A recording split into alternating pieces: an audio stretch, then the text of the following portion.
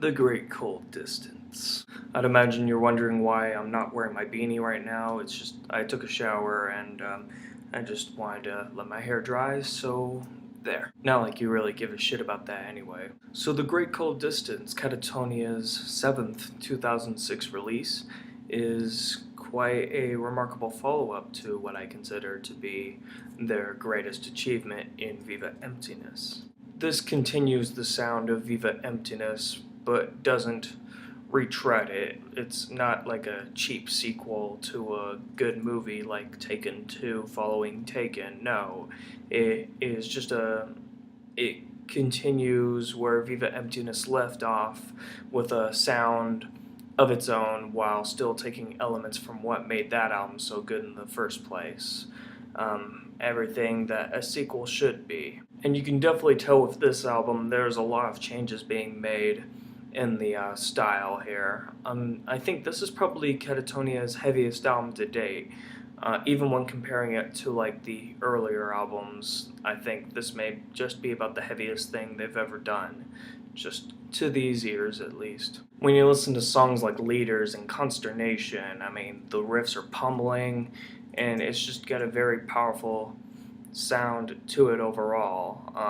It's definitely, it's got some really heavy riffs, and overall it just has a really dark and just crushing atmosphere to it. But at the same time, you can also see where this band will eventually be heading with their next two albums. Even though they take it down a notch with the next two albums, you could definitely you can kind of sense it, like some of the tunings for the songs, which I think might be G sharp or something. Like, correct me if I'm wrong on that, of course.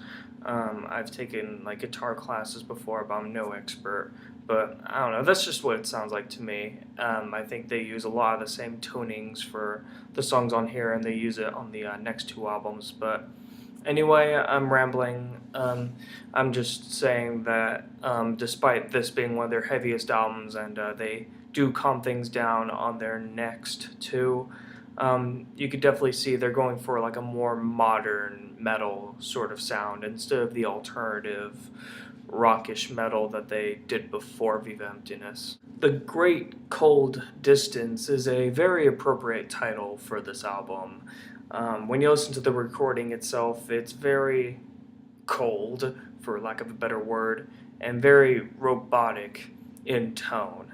For example, the drum patterns and just the way the drum sounds, it sounds very like clicky. It's not as clicky sounding as like Brave Murder Day, but it's just got a very robotic, cold feel to it, just like the way it's being played, like do do do do do. I think you'll know what I mean if you hear it. It sounds very much like the drums being played from like Ghost Reveries by Opeth.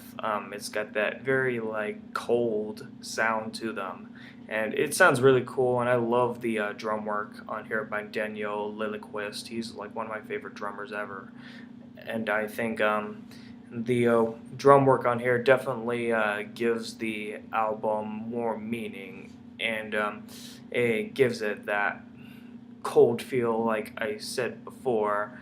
And I think The Great Cold Distance may be a good metaphor for just how far away from the passions and the warmth of the heart this music can be. Their music, for the most part, will become a lot warmer sounding on the next two albums. The production will definitely become like a lot more like warmer on the ears with Night is the New Day and Dead End Kings. But here they definitely want to take you down to the more cold, robotic mood of the songs, especially with some material on here that kind of veer into that warmer side. Songs like My Twin and In the White, they kind of veer into that a little bit, but they kind of feel like love ballads from Pluto or something, if you get my drift. For this album's mostly filled with songs like Leaders, Consternation, Deliberation, Increase,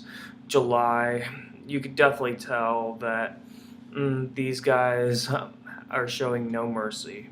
Overall, I think this is, another excellent release from this band. While it's definitely not one of my favorites, or, I mean, I mean, I wouldn't rank it along the same lines as like Last Fair Deal Gone Down and Tonight's Decision. It would definitely be like within the middle somewhere. I would definitely rank it below Discouraged Ones, of course. I have the short for it, duh, and Viva Emptiness. But it's still a great follow up. If you don't have it, then I suggest you go pick it up because. It really is an excellent release and it is more than deserving of your attention. So that's it. Another just great asset to Katatonia's legendary resume of albums. So thank you very much for watching my review and stay tuned for Night is the New Day.